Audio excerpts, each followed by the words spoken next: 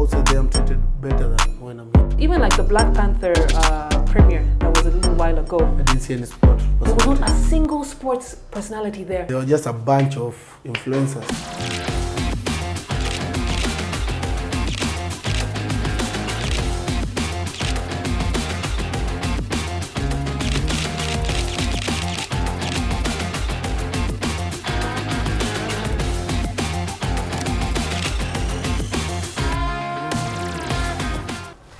Hello friends, I'm Silalei and welcome to the Narrative Podcast. This podcast is all about hanging out with your favorite sports celebrities and personalities. We talk about anything and everything sports, but most of all, we have a good time. Now let's dive in. As sports people, we know just how huge a responsibility is to be named a team captain. As the saying goes, heavy the head that wears the crown. I'm talking about leadership, talking about managing personalities. It is both the most rewarding and the most challenging role that a player can get. Now, Nelson Oyoo stepped into that role just about a year ago of the Kenya Sevens men's rugby national team. Nelo, welcome to the Narrative. Thank you. It's great to have you. Pleasure. Now, you've been captain of the Shujaa ship for about a year, but your rugby career began a very long time ago. Yeah. Take us through that journey about how you got into rugby and then getting into the national team and now being the captain of the national team. First of all, I started playing rugby when I was in class 8. It was just for fun. I used to follow my brother, my big brother, Kasha Somolo, who was playing for Nakuru. I used to follow him to his trainings with his friends. So they used to play touch rugby. So it was somehow interesting, so I joined them. So when I went to my high school, I didn't play rugby at first. I started with hockey, then I got an injury from the hockey. Then when I went back home, my mom told me she doesn't want that kind of sport. So I went back to rugby. Wait, so your mom thinks hockey is safer? Yeah, no, because rugby is safer than hockey. Because I got a bad injury. It was like the hockey stick got into my shin. Like, what do you mean got into? Yeah, it went through. Yeah. It went through? Yeah, just a little bit. So it wasn't that good. So my mom told me she doesn't want that kind of sport. So at Form 2, I went back to rugby, started like playing, and because it's a sport that I was familiar with, it went through well. I was named the assistant captain, so I was like in school one of those guys who were called the tegemeos of the team. So what happened after that? After high school, I wasn't willing to continue with rugby because I felt like it took much of my youth time, because after high school, that's when now you link up with your friends and stuff. That's when you have the longer times now to chat with your friends and maybe hang out. So at some point, my brother called me to Nakuru and told me, that time I was in Molo, where we stay. So my brother had already joined Nakuru FC. So he called me and told me like in Molo I was risking my life, because most of the boys at that time when we were hanging out, they were trending to get into bad behavior. So my brother told me that I would waste my life there. So I went to Nakuru. Then that's how I joined Nakuru FC. When I joined Nakuru FC, I started playing for them. Then I came to campus in Nairobi University. When I came to campus, I didn't see like maybe I would get the enough time maybe to train in Nakuru and stuff. So I used to do it once in a while. But at that time, when we played the national 7th circuit, at that time I was in long holiday. I was called in to the national team. That was back in 2015. That was the second time being called. Now that's when I was called to the main team, the Shujaa. After that, that has been my rugby journey until I joined the team. Until you joined the team? Yeah. I mean, I'm sure that rugby has taken so much of your time. Do you still have time for fun as an adult now? Because before you said you didn't want to play rugby because it was taking away your time to hang out with the boys. Uh-huh. Do you still have the time now? For now, I think rugby for me is like a career. Yeah. So it's just about trying to balance. Even it's just like any other job. Most of the time will be at work, and you have to get some time at least for you to unwind and maybe to refreshen your mind, and maybe just to refreshen your energy, so that maybe when you come back to the sport, you can have even more sober decisions and stuff. Yeah. Okay, all right. Now, how does someone get named to be the captain of the Kenyan rugby team? And then how long is the tenure? Like, do you stay until you were voted off, or until you get an injury? How does that work? I think it entails so many aspects. There is the aspect of leadership. There is the aspect of understanding how the team operates. The aspect of understanding the behavior of players, understanding how to relate with the management, and there are some new aspects that even come in. Like for me, when I was first elected as a captain, it wasn't even this year. It was during that COVID period, when we were trying to bring back rugby. Those what are they called, like the tournaments that went to Madrid and stuff.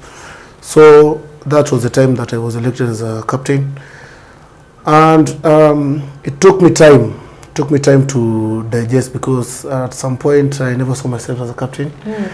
So it's a new challenge that came to me, and I had to embrace it. And were you like, did guys vote for you to become the captain, or was it a management decision? It's a management decision. Okay. And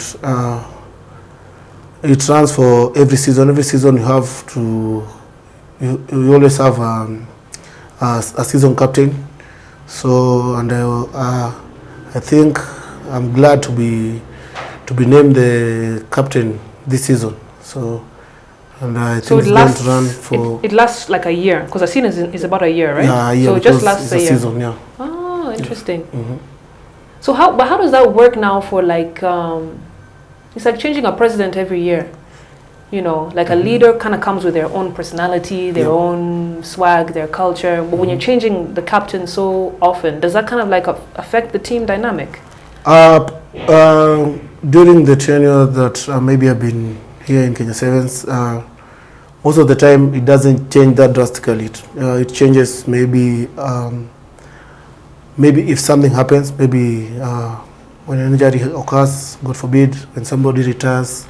So it's not something that has maybe a time limit, like maybe the president will say like about 2 terms, then you can't run again. So it's just something that's open. Yeah. So unless if my tenure is going to be fine and maybe work out, I think there is no reason maybe to change. Yeah. Yeah. Oh. Okay. Now, I said earlier, heavy the head that wears the crown. I was captain for the Kenya women's national basketball team. In fact, you know my friend Melissa, Kenya very well. And I was captain for 3 years. And it was, the reason I stopped being a captain was actually because I was banned from the national team. Because I was standing up for there was corruption, there were some injustices that were happening in the basketball fraternity. And for me, I felt like my crown was heavy. But I felt like I also had to sacrifice myself or my career for the betterment of the team. Yeah. So for you, you've not been a captain for too long, but what has your journey been like in terms of, has the crown been heavy? You know, I know you guys are getting a lot of heat right now because of the performances this year so far. I think it's not an easy thing, and at some point players want you to maybe represent them to the management, or maybe to the board on something that themselves they can't even go and say. Exactly. So you have to strike the balance. Like and you have to know where to hit and what can work best, because you see even in the management, you know, there's this thing I can talk to the team manager, and there's this thing I can talk to the head coach. The team manager can take it lightly, or maybe the head coach can take it lightly. So you just try to strike the balance. Whenever you see it's something that can be solved, or maybe something that maybe you yourself can solve it, because sometimes the players don't understand the things maybe that are happening, and you yourself being a captain, sometimes you get like you try to understand, because you don't want to take sides. If you can try maybe and try to explain to them what's happening, and maybe if it's something that it's beyond you, you have maybe just to hit the right channels, and maybe try not to rub the shoulders, because at some point everybody is here to better themselves in the sport, and most of the leaders, they find themselves being crucified because for the decision of the team, because maybe there's like a go slow, maybe for training or something, they always come back to the leader. Why didn't you tell them to maybe stop it or stuff? But at the end of the day, I find it unfair, because it's not the decision maybe of a leader, because for me, I'm leading the players. Right. Wherever they decide to go, that's where I'll follow. I'll try just as much as possible not to leave my pack. If they decide this is how we are going, that's the way you're going. That's where you're going, because I'm not a management. Yeah. I'm a player. But it's such, I feel like it's, even like in my past experience, it's such like a tough balance to manage, because you're leading your team and you're representing them, yet management, they come at HR. Yep. Management believe that you're the bridge of communication. So they tell you, hey, you need to tell the team A, B, C, D. The team is also bringing their problems to you. Management are also coming with their expectations, and then now you're thinking about sponsors. So sponsors are coming with their own pressure. You, at the end of the day, like you said, we're players. Yep. At the end of the day, we're still trying to win the game. We're still trying to work out. We're still trying to build team chemistry with the team. So, like, I feel like being a captain, it's a crazy balancing act. Yep. You don't want to look like a traitor to your teammates.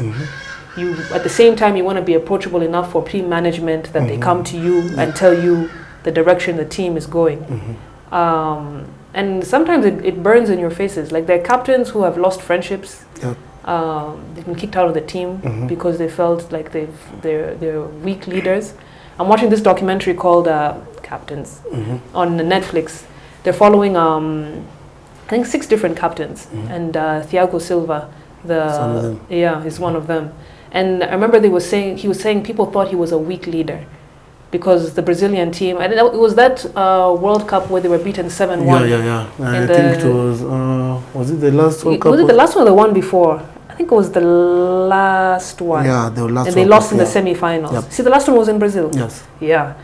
And so they were like, he's a weak leader, you know, he's not leading the team correctly. And yet, imagine if the team is losing, it's because of the team. It's not even because of the captain.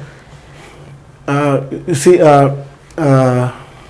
people tend to get to find like excuses when things happen, and if they find you on the wrong side, or maybe if they get a scapegoat through you, that's what they're going to do. Yeah. Because everybody always has to get maybe a reason for not doing good. But I feel like that shouldn't happen, because even the captain, no captain likes losing any match. Yeah. Because at the end of the day, you feel like maybe you are letting down your team or stuff. Sometimes you even tend to try to go out of board just to make things work, and maybe even things are not working for your team.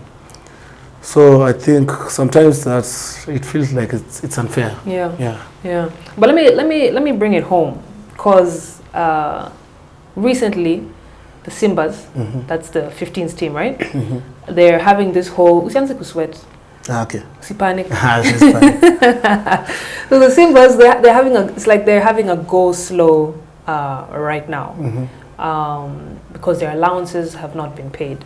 These are players who, a lot of them are unemployed. Yep. Allowances is what helps them, even, you know how it is with international assignments. Yeah, true. Uko Madrid, where's the bike loan? Yeah. Because you have no money on you, right? So there's that frustration, yet you're expected to perform. They lost, I think, 85 nil to Portugal. And that means they're out of the World Cup. So you can imagine management is frustrated because they're like, how do you lose 85? We've never lost like that in a test match. Yeah. You know, at the same time, management are not fulfilling their goals, or rather their promises of making sure allowances are paid. Guess where the heat comes? To the captain. Yep. To somehow solve the problem. Like for me, I feel it's unfair pressure. You know. Yeah, because even I think the captain is still. I think the captain has not yet been paid. Just imagine, like even the captain hasn't been paid. But I think sometimes I always say, like, people always say, like, if something happens to you, they say, I put myself in your shoes. There's nothing like that. Yeah. You'll never know the pain of the pain that's maybe itching me or something until you wear my own shoes. True. That's when you get to know what's ailing me. For that, I think I'll not comment much because I'm not in their shoes. Yeah. I'm in the seven shoes. And until maybe we get to hear the part of story, that's when you can now comment about it. Because I feel like even the people on social media are very unfair, bashing them and stuff, and they don't know even what's happening in their camp and stuff. People are just ranting here and there, and you know, sometimes like we get people saying like you're wasting the government's money, you're doing something. Like us in KRU, sometimes you hear someone saying like you guys are wasting government's money. So I'm like, hey, which government money? I don't remember any government paying me. So sometimes I feel it's unfair, but until you find the side of story, that's when you can comment about it. Yeah. I know that with like international assignments, anytime you leave the country, what guys are talking about back home is always so different about what is happening qua ground and what is going on. Yeah. So like you said, for me, I'd rather hear it from the horse's mouth. Yeah, true. Directly. Yeah.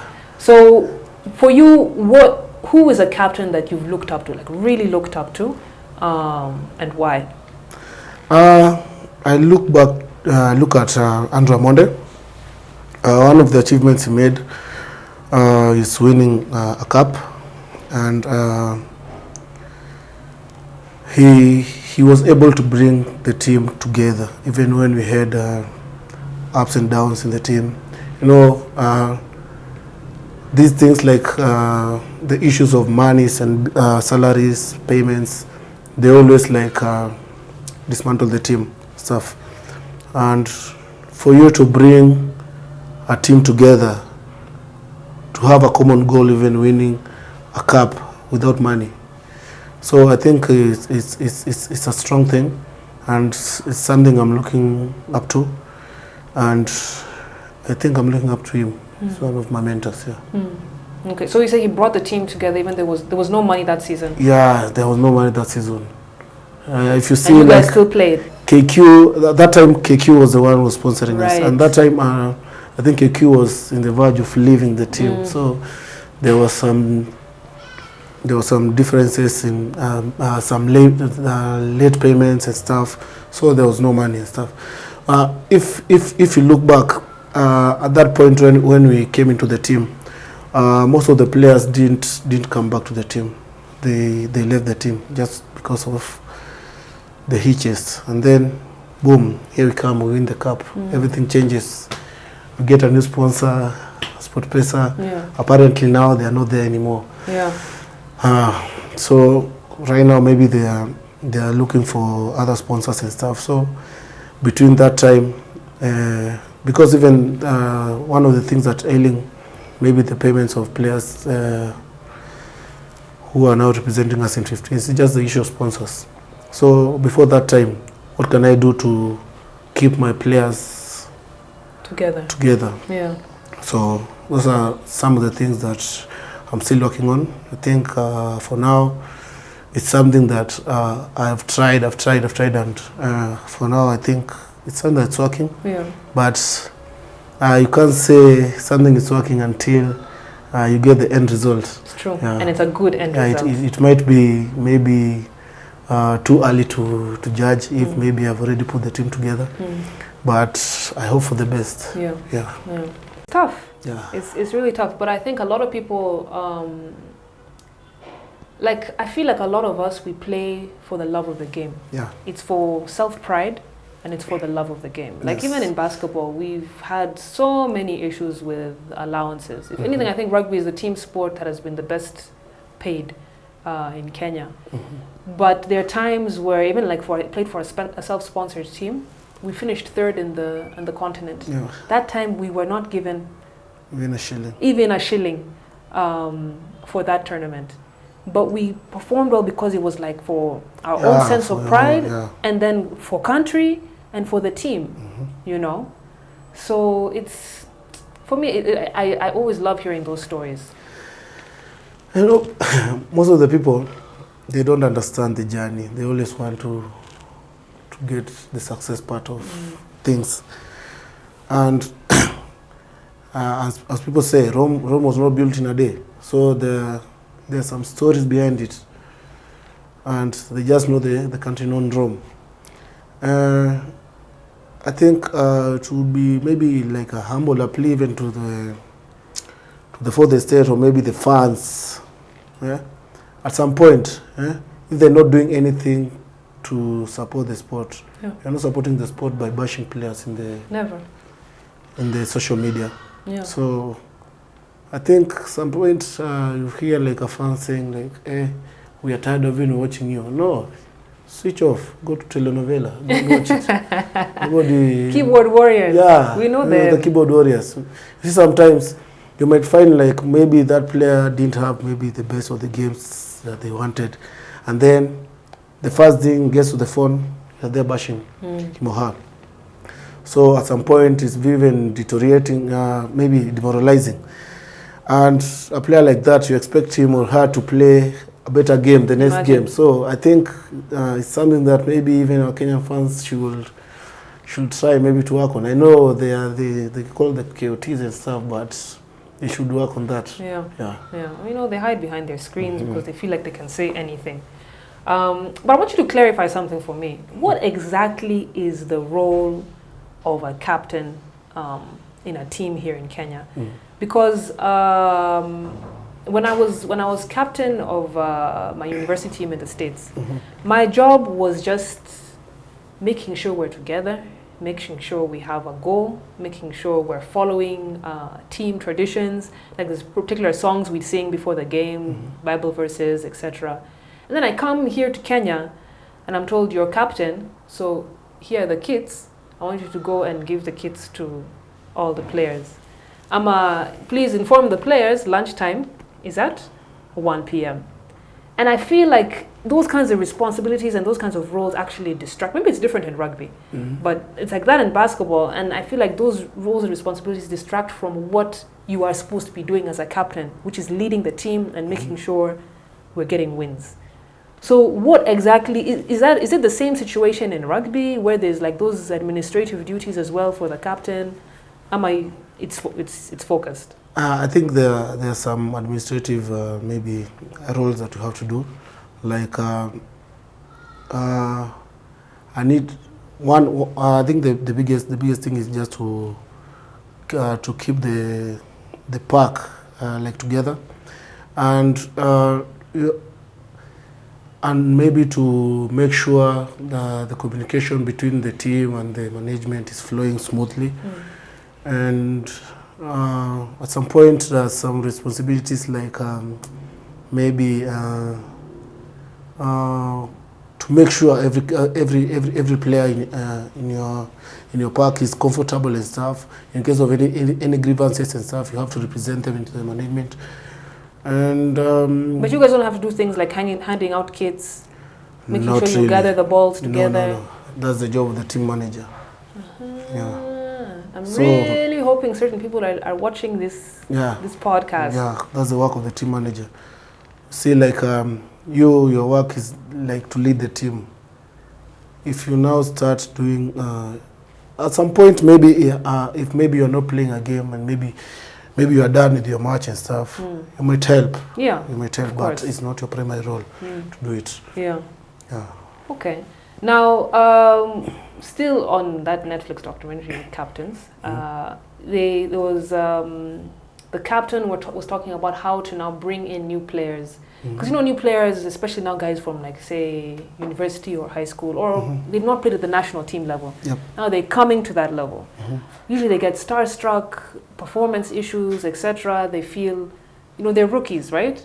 So how do you get them to feel comfortable with the team and feel like they're part of the team? Do you guys have certain activities that you do? Is there any kind of like team building? For us, we have initiation. When you come into the team, you have to be initiated. By initiation means like you have to earn your spot in the team. And for that, maybe there's some rookie works you have to do.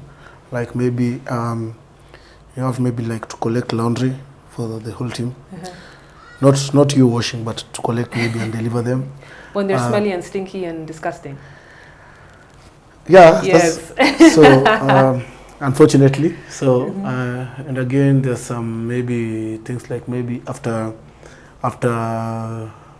we have trained, maybe the balls are over and stuff. They have to pick them and maybe put them together so that the team can take them to maybe the store. And sometimes you find like they have to be given like primary roles, like maybe you are the one to pray for the team, just to bring out that fear out of them. Yeah. Like maybe like to speak in front of people. Maybe if we have maybe like a skit or maybe a video you want to do, they have to be in the front line so that to bring out the fear stuff. So usually you guys do skits. Sometimes maybe you want to do maybe like a video to thank maybe someone, like maybe he did for us something. Oh, okay. So they have to be in the front line. So just to bring out the fear out of them stuff. There are some things that they are supposed to do. There are some things that they are not supposed to do. So it's just a matter of time for them to like earn their space. It's not like they have not earned, but it's initiation. You have, to feel like they are really for part once, of the team. Yeah. So I think it's a good thing that has been happening, and so far I've not seen anything. But with those, some people, they always feel like they are being harassed or stuff. But for me, I think if you enjoy initiation, it always turns out the best. Yeah. How many Gen Z, ndio? Yeah. Unapata mtu like they feel like no, I can't do this, I'm too old. Like some people make a debut in the team maybe like when they are 24, some make when they're 18. Yeah. So like these 24 guys, like feels like these guys are like harassing me and stuff. Yeah. But it's part of the journey. It's part of the process. Yeah. You have to like you see, like in a team, you have to get like there's some moods you can't bring to the team. See, like if you tolerate behaviors like those ones, it means like anything can happen, and that guy just throws his hands and maybe walks out of the team. True. So there are some things that you have to remove from the start. So make sure that you guys are all aligned. Yeah. Ah, okay. So what is like a team building activity that you guys, or the best team building activity you guys have done? Most of the time, maybe the rookies always sing, and they have to entertain us. That's one of the things. They have to sing, and they have to get a song that we have not heard. So maybe compose, or maybe say, do a poem or stuff. See, like even on the 15th side, they have to wear a tie every time. Really? Yeah. So it just varies. Varies. Yeah. Yeah. Those silly things. Yeah. Okay. Don't worry. I'm almost done with my questions, It's okay. Jali. Now, my last question for you is: rugby is not the beginning and the end, right? Yep. You did study veterinary science at University of Nairobi. Yeah. By the way, can I just say, rugby players always have the most impressive degrees. Like, I've heard actuarial science, architectures, engineering. Yep. Like, you guys do serious stuff. Sisi, come on, we just study HR, communications. Most of the time, I think before you start playing rugby, or maybe even when playing rugby, most of the players come from the university sides, if you check. So from the university, of course, there's something you've been studying. Yeah. And most of the schools which support rugby, they emphasize on education. On education. Yeah. So I feel like education is a fallback plan because the journey of an athlete is not that long. So in case of anything, so like I might say that long, and maybe it's not even that long. It's just like this short. Yeah. Maybe here right now, tomorrow you're in a wheelchair. True. Yeah. So. True. And you have to know like you have to get something to do after the sport. So for me, I would urge everyone, even watching this podcast, if you can get even something to do, get that diploma, get that degree, get anything that you can do, just as a fallback plan. Because most of sportsmen, they always tend to go to depression after the sport because they don't have something to do after the sport, because maybe they've been in that point where they feel like they're always on the limelight. And you even like for now in Kenya sports is not that like well paying. It something that maybe can take you for like a good part of your years. And again, in Kenya, unfortunately, I would say we have wrong celebrities, not like compared to like countries like USA and stuff, where you'll not get maybe like maybe a TV presenter, I don't know, a comedian is a celebrity. See, the celebrity there are sportsmen and stuff. Yeah. That's where the endorsement goes. But in Kenya, you'll get like if a corporate wants to do maybe an advertisement, you'll get like maybe 2-3 influencers for maybe 30,000 shillings, and they do the see, like these people are killing the brands. You know, I'm really so glad that you brought that up, because I've been talking about this for a minute. Like, I feel that people don't appreciate sports celebrities as they should, right? Yeah. I talk about how Kenyan guys who have gone to the Olympics, guys who have broken crazy records. If you walk in town, you as Nelo, you should be stopped by 3, 4, 5, 6 guys. Yep. Like, hey, please give me an autograph. Oh, selfie. Let's take a picture. But guys won't do that. Yeah. Maybe someone will just be like, by the way, I think he looks familiar. He looks like he might play a sport, you know. But Sonko walks in town. Imagine, like our government officials, even like the Black Panther premiere that was a little while ago. I didn't see any sport personality. There was not a single sports personality there. Actually, and those are the people to be sincere, me talking, I found out that there was that shit after it happened. So can you imagine? Yeah? Can you imagine? And now imagine like our sports guys, they're Wakanda forever. We're impressive. We have nice bodies. You look powerful. You're representing Wakanda, right? Strong, educated, intelligent people. Yeah. Not a single sports celebrity. As Freddie. They were just a bunch of influencers, a few government officials, and those are the people, the guys are taking pictures with. Like there's a gap. It's a big gap, and I think one of the things that even making this thing even more worse is that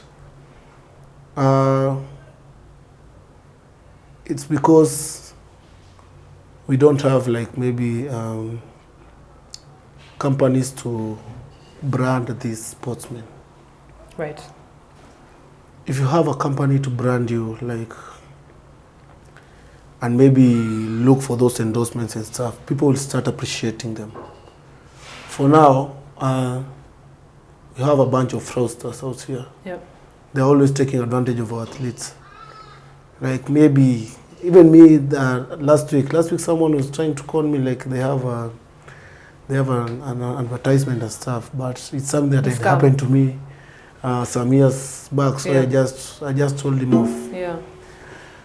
So if we had like maybe these agencies to like represent the athletes and stuff, to look for those brands to make sure that these athletes are well represented, I think it's something that would go far. Yeah.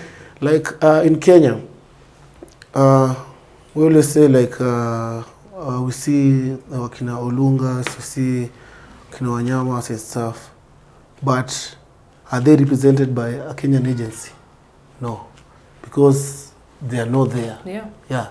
So if we ourselves can come up with our agencies to represent our brands. Even Fadi doesn't have the agency that represent Fadi is not from Kenya.